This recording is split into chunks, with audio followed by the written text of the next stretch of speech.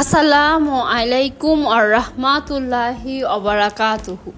পাকশিল্পর পক্ষ থেকে আজ নিয়ে এসেছি মজাদার একটা রেসিপি নিয়ে, করলা দিয়ে ঝাটকা মাছের ঝোল তরকারি রান্না।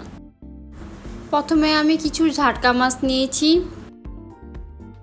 নিয়েছি দুইটা করলাগুলোকে আমি লম্বা ফাড়ি ফাড়ি করে কেটে নিয়েছি। ঝাটকা মাছটাকে ভালোভাবে ধুয়ে পরিষ্কার করে নিয়েছি, পেঁয়াজ কুচি করে নিয়েছি এবং আলু কেটে নিয়েছি। একটি কড়াইতে তেল দিয়েছি, তেলটা ভালোভাবে গরম হওয়া পর্যন্ত অপেক্ষা করব। এর মধ্যে আমি ঝাটকা মাছের মধ্যে সামান্য লবণ এবং হলুদ দিয়ে ভালোভাবে মাখিয়ে নিব।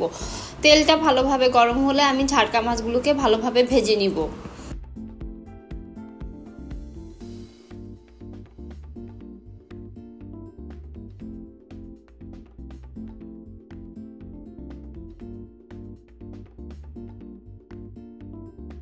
ঝাটকা মাছগুলো ভাজা হলে একই তেলে আমি আলুটাকে লম্বা ফাড়ি ফাড়ি করে কেটে নিয়েছি, তা ভালোভাবে ভেজে নিব।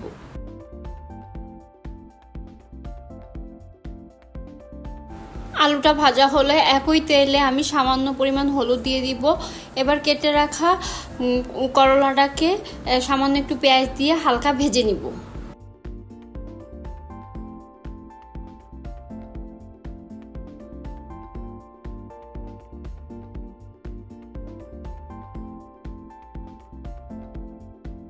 করলাটা হালকা ভাজা হলে অন্য একটা পাতিলে দিব, পাতিলে তেল পরিমাণ মতো তেল দিব। তেলটা ভালোভাবে গরম হওয়া পর্যন্ত অপেক্ষা করব। তেলটা ভালোভাবে গরম হলে পেঁয়াজ কুচি দিব, সাথে সামান্য মেথি দিয়ে ভালোভাবে ভেজে নিব।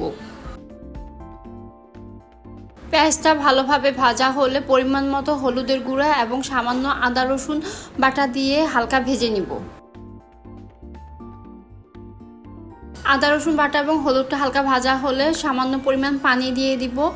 তারপর পরিমাণ মতো মরিচের গুঁড়া, স্বাদ মতো লবণ দিয়ে মশলাটাকে ভালোভাবে কষিয়ে নিব। মশলাটা ভালোভাবে কষানো হলে পরিমাণ মতো পানি দিয়ে দিব।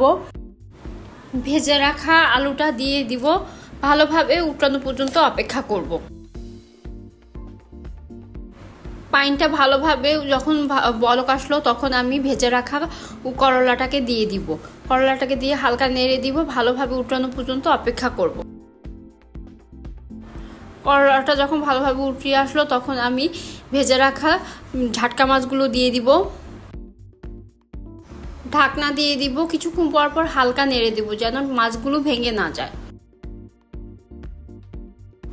ঝোলটা খানিকটা ঘন হয়ে আসলে তৈরি হয়ে গেল আমার করলা দিয়ে ঝাটকা মাছের ঝোল তরকারি রান্না। নতুন নতুন সহজ ভিডিও পেতে আমার পাকশিল্প চ্যানেলটিকে সাবস্ক্রাইব, লাইক, কমেন্ট, শেয়ার করে আমাদের পাশে থাকুন। আজ এই পর্যন্তই। আল্লাহ হাফেজ।